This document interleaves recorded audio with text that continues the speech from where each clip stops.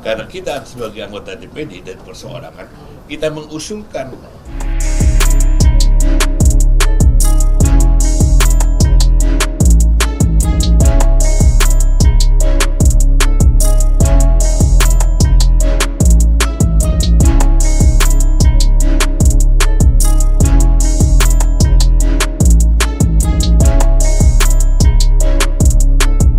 kita ini punya Pancasila. Yang keempat itu jelas, kerakyatan yang dipimpin oleh hikmat kebijaksanaan dalam permusyawaratan perwakilan MPR. Jadi tidak melibatkan rakyat. Rakyat sudah menyerahkan kepada MPR, dia memilih anggota DPR yang pileg. Tapi sekarang ini, karena kita sebagai anggota DPD dan perseorangan, kita mengusulkan. Jadi kita punya proposal bahwa DPD pada tanggal 14 Juli 2023 telah memutuskan untuk kita mengajukan 5 proposal yang tadi saya bacakan itu. Nah, salah satunya itu. Jadi kita sudah waktunya ini mengembalikan pemilihan presiden itu di MPR supaya tidak melibatkan yang rakyat yang dulu pemikirannya Pak Prof. Amin tidak bisa dibeli, ternyata 15 kali dibeli. Tapi akhirnya bagaimana? Nah, ini yang harus kita luruskan. Tapi berarti apakah pengembalian mandat pemilihan presiden dari tadinya rakyat kemudian ke MPR kembali lagi itu tidak mengembalikan memori masa lalu begitu ya, Bang? Soal jangan kita kemunduran demokrasi, Bang. Kita belum demokrasi, jangan kita beranggapan bahwa itu satu mundur demokrasi. Tidak. Pada zaman dulu itu yang namanya Orde Lama dan Orde Baru itu belum menjalankan demokrasi. Dan sekarang ini baru kita mau jalankan. Ya. Jadi kita tidak usah berdebat lagi di sana. Kita punya naskah akademik, silakan. Silakan sidang istimewa, silakan nanti kita bersama-sama anggota DPD adalah juga anggota MPR, dia juga punya usulan seperti itu. Berarti langkah selanjutnya apa ya, Bang? Selain tadi sudah mengajukan proposal, apakah nanti langkah selanjutnya kita menuntut sidang istimewa yang kita akan laksanakan setelah presiden terpilih Pak Prabowo Subianto dilantik. Bang, sedikit lagi. Kalaupun misalnya memang nanti MPR dikembalikan begitu punya mandat untuk memilih presiden, apakah memang nanti akan ada pengawasan atau tambahan aturan yang DPD ingin ajukan supaya tidak terjadi lagi begitu, Bang? Nah, ya itu salah satunya itu. Kita ingin membuat bahwa DPD punya hak juga untuk membuat undang-undang. Ini ada proposal, 5 proposal. Ini silakan dibacakan, ya.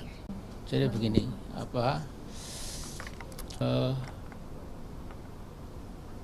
kita mengingat kembali, menggarisbawahi omongannya Mahfud MD, ya, yang pada masa kemarin itu menjadi tokoh penting sekali. Omongannya itu di-quote koran, di-quote wartawan. Ya. Nah, saya masih ingat, ya, ini Mahfud MD mengatakan bahwa karena pemilihan gubernur, wali kota dan bupati itu langsung ke masyarakat, ke rakyat, maka 90% calon kepala daerah itu, calon gubernur atau wali kota atau bupati, 90% itu dibiayai oleh cukong, istilah dia cukong, ya. Tidak ada Taipan, nggak ada, mafia nggak ada, tapi dia menggunakan cukong. Ya. Kalau saya itu 3 mafia, Taipan, cukong itu gerombolan anti demokrasi. Nah, kemudian kembali ke Mahfud, dia mengatakan 74% dari pemenang pilkada itu adalah yang dibiayai oleh cukong. Ya, yang bilang Mahfud itu, ya, dan saya setuju. Jadi Mahfud dalam hal ini jujur, lumayan, ya. Nah, karena itu saya melihat negeri yang besar ini itu yang terbelajar bisa memikir keadaan bangsanya, bisa melihat masa depannya, itu kira-kira kan lulusan SMA ke atas.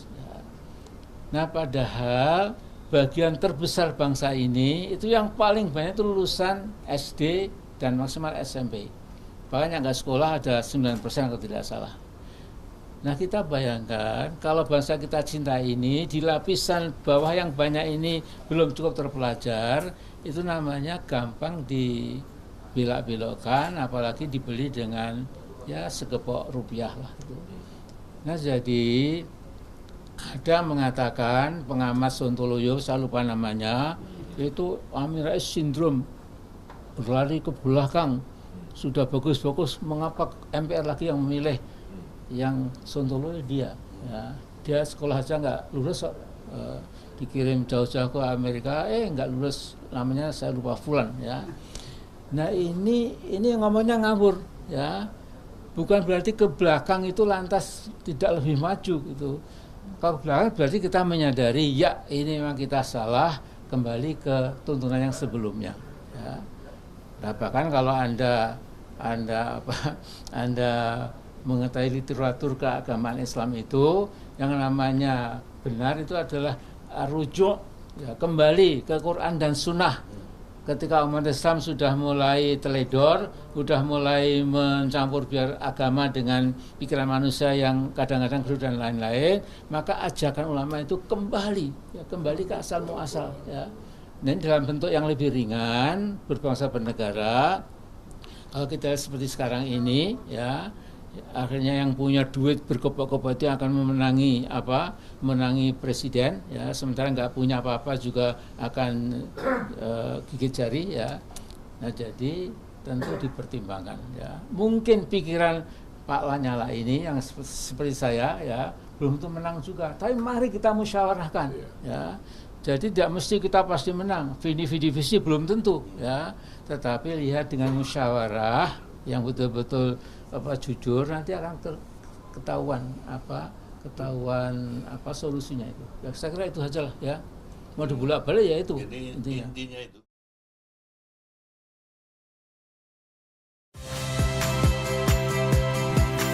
Saya Tifa Solesa. Saksikan program-program Kompas TV melalui siaran digital, pay TV, dan media streaming lainnya. Kompas TV, independen, terpercaya.